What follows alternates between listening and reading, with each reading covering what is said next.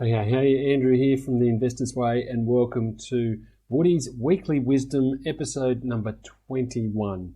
And after weeks and weeks and maybe even months of negativity and negative news and all that stuff that's been going on in interest rates and cost of living and all those inflation numbers, I thought we'd take a different tack today because there's a bit of an article out which is an interesting one. I'll talk about that in a minute. But before we get into this particular article, it would be remiss of me not to mention the fact that this week, the interest rates in Australia have been kept on hold, despite a lot of the analysis and commentary being that it was a 50-50 chance of going up, with most people leaning towards going up, even though they were saying it was a 50-50 chance. They were saying, oh no, they're going to go up. Anyway, the good news is that interest rates stayed on hold for the current month, and the commentary is all suggesting that that will be a short-lived reprieve. But at least the Reserve Bank has come out and said we want to see some more data on the impact because of the recent massive fall in context of the inflation number. So they want a little bit more time to see what's going on, and that is, in most people's opinion, a wise move. So good news there. So let's dive into this article. And you will remember that these Woody Weekly Wisdoms were all about trying to get behind the headlines. So there's a slight deviation this week. I actually want to get into the article a little bit more and less about necessarily whether or not the headline is that extravagant. But a long-term investor reveals the 10 simple ways millennials can save up for a healthy retirement. So if you've been following along with the Investor's Way, you know that we're all about long-term plans for growing your wealth. And so this headline struck me as, well, what's this long-term investor revealing? What could be the simple ways that this long-term investor is going to share with us that would lead to a healthy retirement? And sadly, there's nothing exciting in this article.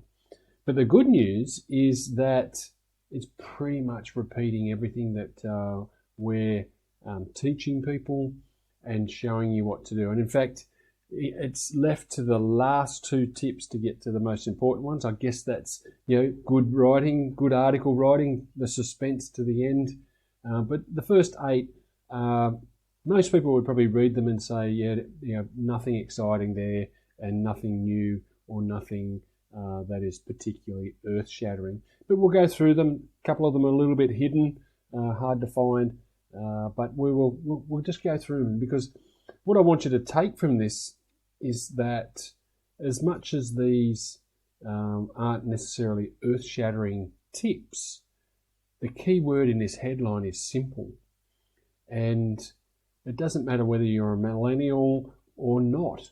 A lot of these tips, particularly the last 2, are things that you can do no matter where you are in your journey to get a better result than what you've got to date. And so I thought it was important just for a change of tack and to, I guess, avoid all that negativity that's been coming out in these weekly wisdoms in recent weeks about what's going on in the news, and just talk about some positivity, particularly now that we're into the second half of the year. And I really want to encourage people to use the second half of 2023 to make sure that it's not a year that you look back on and regret that you didn't take more action. So let's have a look. So there's 10 tips. We'll go through them very, very quickly and talk about the last 2 more particularly as we go through. So this is all just introductory stuff, nothing overly exciting in there. But it does say that taking control of your finances as a younger person is really important. And if you know me, you know that's exactly what I'm all about. And so, let's get into the top 10 tips. So the first step was a pretty simple one. And you've heard it before, like they say, and that's just put a little bit more into your superannuation if you're living in Australia. If you're outside of Australia, it would be putting extra money into your retirement account, your 401k if you're in the US. And that's just while you're working so that you can have more money in retirement.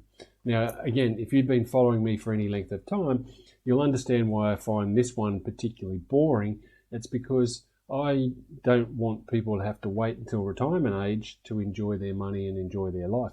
I, in fact, want particularly millennials to get to an age where they've got sufficient assets in order to be able to choose whether they continue to work or not, and not have to wait until some arbitrary retirement age where the government has decided that's about the time where you can pull up stumps. So putting a little bit extra into retirement, not a bad idea. There's tax advantages, all those types of things. So that's not too bad. And then this second one is not even really a tip, but it's just have a look at whether or not you've got any unclaimed superannuation. So that might not be a thing elsewhere, but in Australia, people change jobs, end up having super going into a whole host of different accounts and lose track of it. And we have huge amounts, $16 billion of lost super money that's not being claimed. Not particularly an exciting tip when it comes to actually securing your future. Like checking up for lost super, not a big deal. Third tip was encouraging mortgage holders to think about refinancing their loan. Again, not an exciting one, something that we talk about all the time, and that is, if you're not happy with the rate that you're paying on your mortgage, check around, see if there's better ones, and get stuck into the banks and get them working for you with a better rate. Invest in the share market. Well, again, nothing exciting there, and that's exactly what we encourage people to do, to have a stock portfolio that is growing and will over time compound, snowball, and produce great returns both in capital and in the dividends that would provide you with an income flow that you can use in your future to meet your lifestyle expenses. So that's pretty straightforward. The fifth one, credit card holders, get a better rate, use the interest-free period, all those types of things. So again, nothing really at this point that is, other than get involved in the stock market, that is overly exciting. Paying the bank more than the minimum to pay off your credit card. Again, if you're in my world, we actually are more interested in not having credit cards because of the fact that most people are unable to resist the temptation of filling them up with stuff that they don't really need and getting themselves into that debt trap. So this one I find a little less exciting because it's actually a trap. Credit cards are traps, and so we want to actually eliminate them entirely and use only the money that we designate. I have plenty of clients who keep their credit cards and use the interest-free periods for their bills, but they've got it set up in an environment that is designed to work for them and not to get out of control. Insurance, another one. We want people to get insurance for different things. This is talking about insurance and traveling overseas. I'm not sure that that's necessarily a great way for a millennial to get to financial freedom, but anyway, it's in there. The seventh tip is to be wary of scams. Again, common sense makes sense, but if I was putting together a list of the top 10 ways for millennials to get to retirement sooner, avoiding scams wouldn't necessarily be in that top 10. It's a bit of an obvious one, and I think millennials are probably a little bit more aware than us older generations when it comes to these things. But certainly be aware of the scams, but it's certainly not, in the scheme of things, a tip that should be in the top 10 when it comes to how to achieve financial freedom. And then we move on to, let's see, still talking about the scams there, the amount that Aussies are getting scammed by.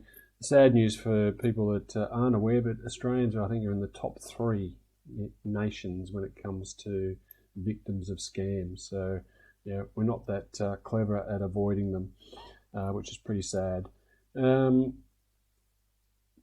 The next one's all about gadgets and phones and making sure that you're not always forking out for the brand new phone. Again, these are very good, spending habit type of things to be aware of that will help contribute to securing your financial future, because I've been talking about it this week in terms of the leaks in your financial scenario and covering over those leaks so that, or filling those leaks so that there's more money to go into your investing. And so having a brand new phone all the time is not the smartest way to manage your money. So that's a good one. And it applies, like he says here, it applies to cars and all types of different things that people tend to want to do to be able to show off their new gadgets or cars or whatever it might be. It's keeping up with the Joneses and all that type of stuff. But if people realised how little others were thinking about them, they wouldn't worry so much about it. And it's crazy that we live in this keeping up with the Joneses world, but it happens, and we have to live with it.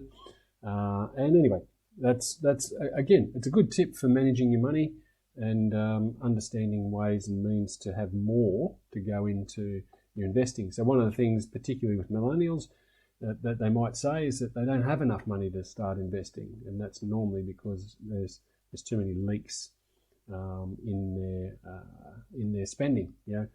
The reason that there's all those here, they're talking about the confectionery at the checkout. The reason that's put there is because people buy it.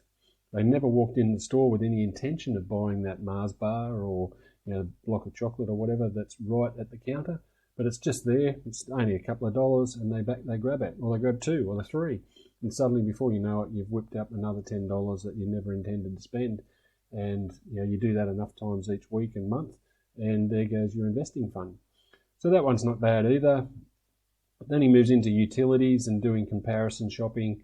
Again, utilities, insurance, all that type of stuff, really, really important. And then we get towards the back end, the last couple that I think are the most important, and that is financial literacy.